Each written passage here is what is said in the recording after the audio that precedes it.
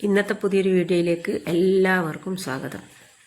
ഇന്നും പതിവ് പോലെ തന്നെ എണീച്ച് അടുക്കളയിലേക്ക് വന്ന് കറണ്ട് പോകുകയും വരികയും ചെയ്തുകൊണ്ടിരിക്കുന്നുണ്ട്. മഴയാണെങ്കിൽ തിമിർത്ത് പെയ്യുന്നുണ്ട്. ഞാൻ അരിക്ക് വെള്ളം അവിടെ വെച്ച് 8 മണിക്ക് അടുക്കളയിലേക്ക് വരുമ്പോൾ പിന്നെ മോട്ടർ അടിക്കുമ്പോൾ ഡയറക്റ്റ് അടുക്കളയിലേക്ക് വരുന്ന വെള്ളം അവിടെ തുറന്ന് വെച്ചിട്ടുണ്ട്. പിന്നെ ബാക്കിയെല്ലാം ഓൾറെഡി ചുറ്റുവട്ടത്തെല്ലാം പച്ചക്കറിയും മീനും തേങ്ങ അരച്ചതും അല്ല. അതുകൊണ്ട് ഇനി പെട്ടെന്ന് ഉണ്ടാക്കാൻ പറ്റും. എന്നാൽ ചോറായാലും ഒരു സമാധാനമല്ലേ. അങ്ങനെ അരിക്ക് വെള്ളം വെച്ച് രാവിലെ ഡോറ് തുറന്ന് വരുമ്പോൾ മഴേൻ്റെ ഭയങ്കര ഒരു സൗണ്ടാണ് കേൾക്കുക.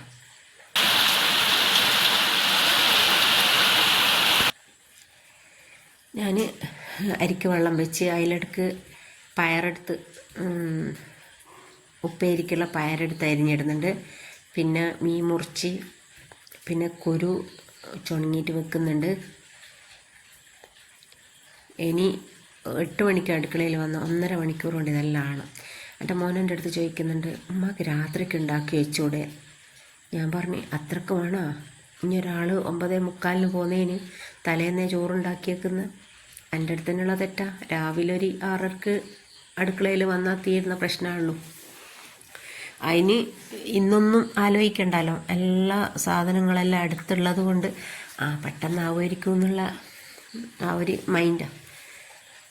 പയർ അരിഞ്ഞിട്ട് കുറച്ച് ബോക്സിൽ മാറ്റി വെച്ച് കുറച്ച് ഉപ്പേരിക്കും എടുത്ത് ഇങ്ങനെ കുറേ സംഭവങ്ങളെല്ലാം സെറ്റാക്കി വെച്ചാൽ നമുക്ക് എളുപ്പത്തിലെല്ലാം ചെയ്യാൻ പറ്റില്ലേ. ഞാൻ ഒരുപാട് മാറുവാനുണ്ട്.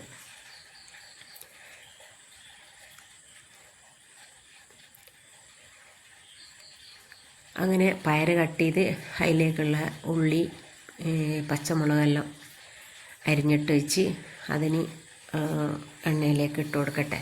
കുരുവും ചുണങ്ങി വെച്ചിട്ടുണ്ട്, കൊഞ്ചനും ഇറന്ന് വെച്ചിട്ടുണ്ട്. ഇന്ന് അതിനെ കൊണ്ടാണ് ഞാൻ കറി ഉണ്ടാക്കുന്നത്. ഒരടിപൊളി കറിയാണ് ഞാൻ ഉണ്ടാക്കുന്നത്. നിങ്ങളെന്തായാലും ഒന്ന് ഉണ്ടാക്കി വെക്കണം. ഉണ്ടാക്കിയിട്ട് കൂട്ടിയിട്ട് അഭിപ്രായം പറയണം. എന്തായാലും മിസ്സാക്കരുത്, കാരണം അത്രക്കും നല്ലൊരു പച്ചക്കറിയാണ്. അങ്ങനെ ഇതാ ഈ ഉള്ളിയും പച്ചമുളകെല്ലാം അതിലേക്ക് കട്ട് ചെയ്ത് കൊടുത്ത്, ഇത് സിമ്പിളാണ്. ചട്ടി അടുപ്പത്ത് വെക്കുന്നു, വെളിച്ചെണ്ണ ഒഴിച്ച് കൊടുക്കുന്നു, കടുക് ഇട്ട് കൊടുക്കുന്നു, പയറയിലേക്ക് ഇടുന്നു. ഒന്ന് വാടി വന്നാൽ കുറച്ച് ഉപ്പും കുറച്ച് മഞ്ഞളും ഇട്ട് 1-2 മറിച്ചിട്ട് പിന്നെ അധികം പയർ വാടേണ്ടിയില്ല, നല്ല രസം ഉണ്ടാവും. ഒരു ഇളം പകുതി അങ്ങനെ ആയാൽ അങ്ങനെ ഉപ്പേരി അവിടെ റെഡിയായി.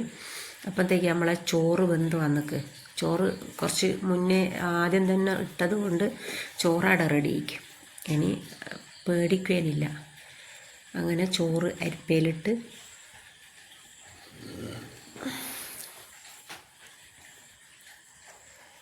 ഇനി എന്താക്കട്ടെ, കറീൻ്റെ എന്തെല്ലാം ഞാൻ എടുക്കുന്നത്, എങ്ങനത്തെ കറിയാണെന്നെല്ലാം ഞാൻ കാണിച്ചു തരാം.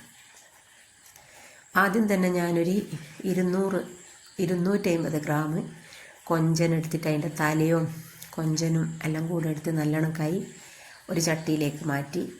പിന്നെ അതേ അളവ് തന്നെ അതേ അളവ് തന്നെ തൂക്കമൊന്നും വേണ്ടേ, അങ്ങനെ ഒരു കൈപ്പിടിയിൽ ഒതുങ്ങുന്നത്ര കുരു ഞാൻ ചുണങ്ങിയിട്ട് നല്ലോണം 4 പീസാക്കിയിട്ട് കട്ട് ചെയ്ത് അതും ഇട്ട് കൊടുത്ത്.